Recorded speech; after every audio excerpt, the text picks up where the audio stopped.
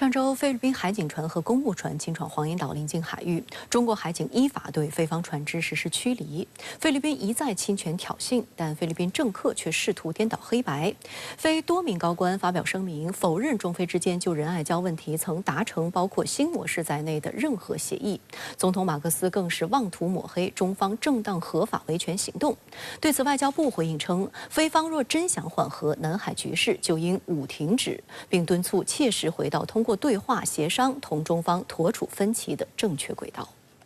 如果菲方真正想缓和南海局势，就应当立即停止冲闯中国南沙群岛和黄岩岛邻近海域，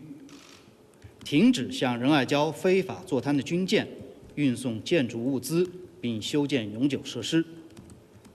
停止在有关无人岛礁非法的登礁活动，停止拉帮结派炫耀武力，停止散布虚假信息，误导国际社会。外交部的回应是针对菲律宾总统马克思6号言论。马克思接受媒体采访时辩称，菲律宾海军和海岸警卫队的任务是缓解紧张局势，菲方不希望加剧紧张局势，不会效仿中国在南海使用水炮等设备。The last thing we would like was to raise the tensions in the West Philippine Sea. That's the last thing, and that will certainly do that. 在马克思发表上述言论的2天前，菲海岸警卫队官员透露，马克思已经下达指令，要求海岸警卫队不要与中方发生冲突，避免局势进一步升级。但这一表态显然与现实不符。自马克思政府上台以来，菲律宾已多次在南海地区做出挑衅举动，导致地区局势持续升温。中国海警局新闻发言人甘宇表示，4月30号，菲律宾4410海警船、3004公务船不顾中方一再劝阻和警告，执意侵闯中国黄岩岛邻近海域。中国海警依法采取跟监外逼、水炮警示、拦阻管制等必要措施，对非法侵闯的非船只予以驱离，现场操作专业规范、正当合法。甘宇还指出，菲方行为侵犯中方主权，严重违反国际法和国际关系基本准则。我们敦促菲方立即停止侵权行径。马克思认为，实际上他要坚持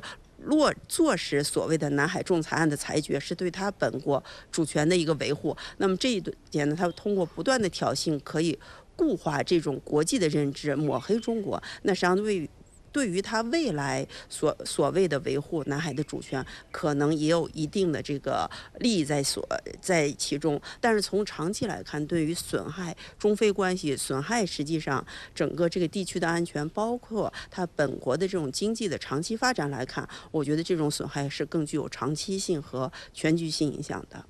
菲律宾政府不仅颠倒黑白，还背信弃义、出尔反尔。近日，包括菲律宾外长、防长、国安顾问在内的多位政府高官否认马克思政府曾与中方商谈达成仁爱礁管控安排。中国驻菲律宾大使馆4号予以详细回应，指出，中方始终坚持通过对话协商妥善管控中菲海上分歧，并为此做出了不懈努力。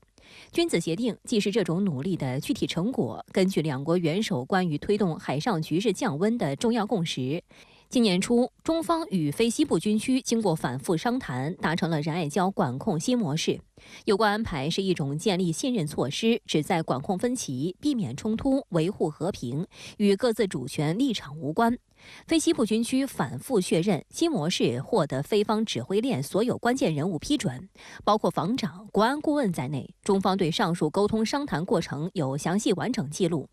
对此，菲律宾方面避而不谈，持续狡辩。菲防长特奥多罗5号在一份声明中仍宣称中方在试图制造另一个谎言，同时否认曾在中国大使礼节性拜访期间讨论或听取任何有关君子协定或新模式的内容。外交部发言人林健6号再次列举事实，表示，菲方的有关言论否认不了中菲曾达成君子协定、内部谅解和新模式的客观事实。在今天的外交部例行记者会上，发言人林健对近期菲律宾在南海的系列挑衅行为做出了详尽回应。那我注意到11个问题中呢，有3个聚焦菲律宾在南海的最新动向。林健详细阐述了中国对菲律宾近期行为的立场，特别是针对菲方否认与中国就仁爱礁问题达成任何协议的声明。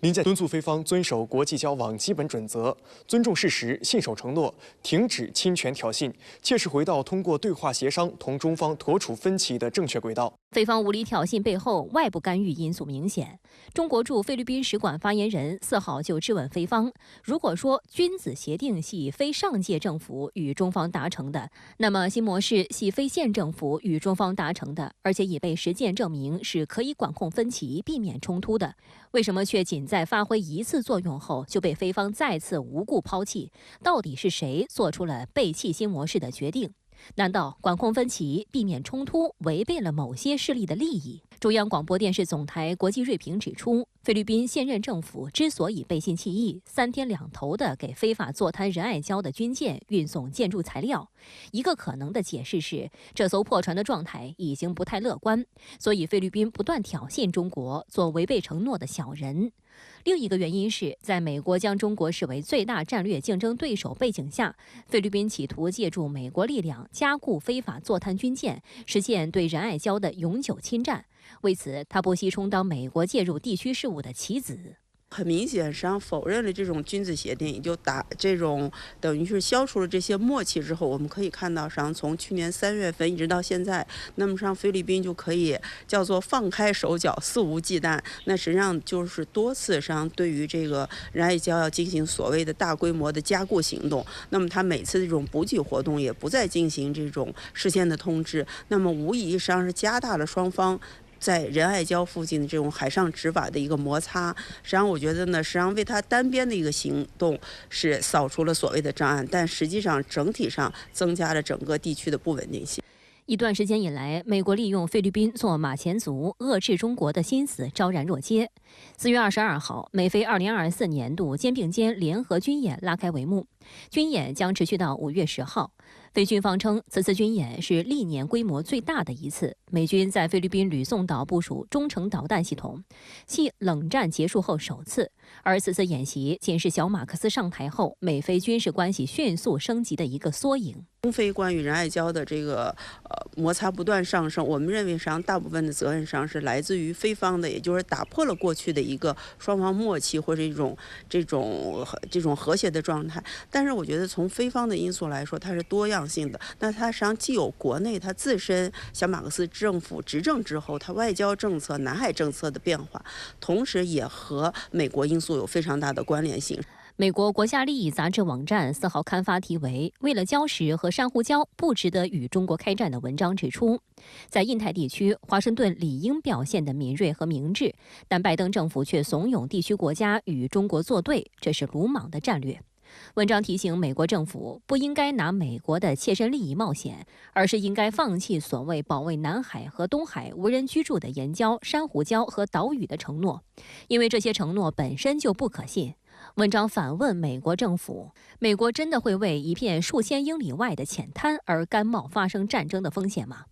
印太的和平取决于美国和中国学会彼此共处，而非依赖扩大化的安全关系。